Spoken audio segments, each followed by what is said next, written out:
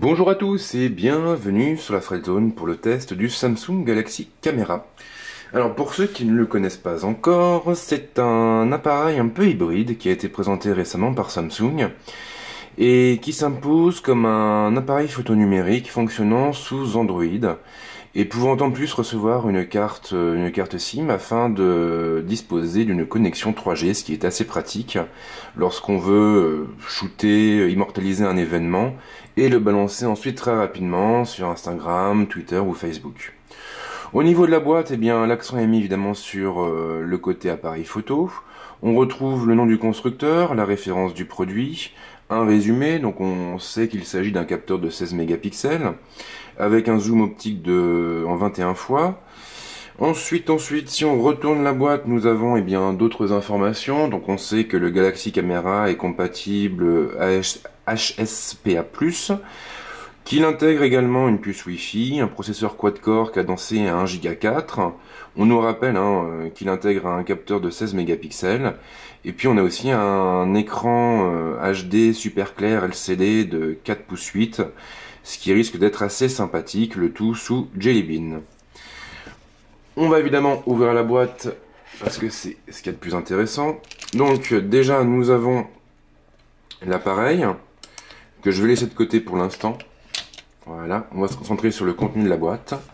Donc en dessous j'ai un tiroir secret qui contient le petit papier, le Quick Start Guide pour la mise en service de l'appareil. On a un câble USB qui servira à la recharge et à la synchronisation.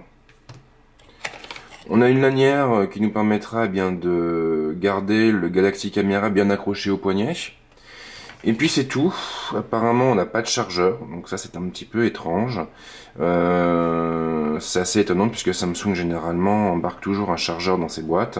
Donc là c'est peut-être un oubli ou alors il s'est passé quelque chose durant un test précédent.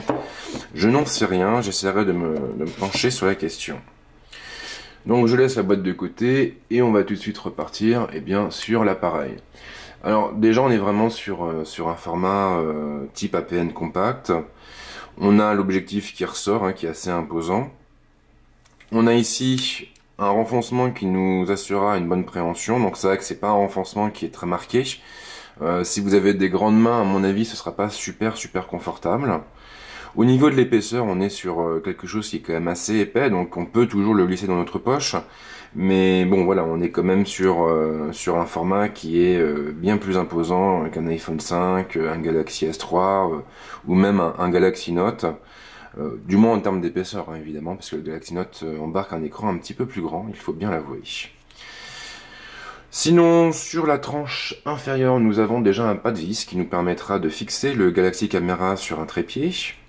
Ici, une trappe qui va contenir plusieurs choses. Donc ici, nous avons le port pour insérer la carte SIM. De ce côté-là, nous aurons un port pour insérer la carte micro SD. Et ici, nous avons la batterie. Donc la batterie, c'est une batterie de quoi? C'est une batterie de 1650 mAh. Donc en termes d'autonomie, je ne sais pas trop ce que ça représente. Donc ça, il faudra lire mon test pour en avoir une idée. Donc là, évidemment, je n'ai pas remis la batterie dans le bon sens, comme souvent. Voilà. Sur la tranche droite, nous avons déjà un bouton qui nous permettra d'ouvrir le flash. Ici, nous avons une grille qui protège... écoutez, de mon point de vue, ce serait peut-être bien un micro à creuser. Donc j'essaierai de me renseigner sur la question. À droite, sur la tranche toujours, nous avons ici l'emplacement pour visser la lanière. Là, nous avons une petite trappe qui est pas évidente à ouvrir. Voilà. Et en fait, qui nous permettra de brancher le câble qu'on a trouvé dans la boîte. Sur le dessus, nous avons ici la trappe qui dissimule le flash, donc on a un flash embarqué, ça c'est assez sympa. En revanche, on n'a pas de griffe, donc on ne pourra pas utiliser de flash externe. Sachant qu'on n'a pas non plus d'entrée micro, on ne pourra pas utiliser de micro externe, ça c'est un petit peu dommage, c'est vrai, mais Samsung est parti sur un format tout en un. Au niveau du flash, si j'appuie sur le bouton, hop, automatiquement le flash sort. Donc c'est un flash qui est assez massif. Je pense à mon avis qu'il doit être assez solide. Ici nous avons le bouton de mise sous tension. Et ici nous avons le déclencheur qui est entouré d'une molette qui nous permettra de zoomer en fait sur nos sujets. Au dos de l'appareil, l'écran massif, tactile évidemment. Donc c'est vrai que là-dessus on n'a pas de commande supplémentaire.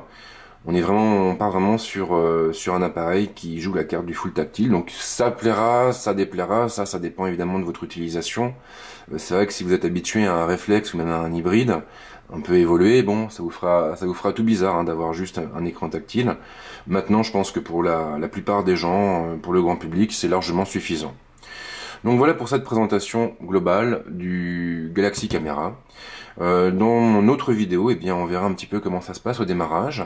Et puis on s'intéressera surtout aux fonctions d'enregistrement photo et vidéo qui ont été greffées sur Android et qui sont eh bien, plutôt sympas, même plutôt très sympas.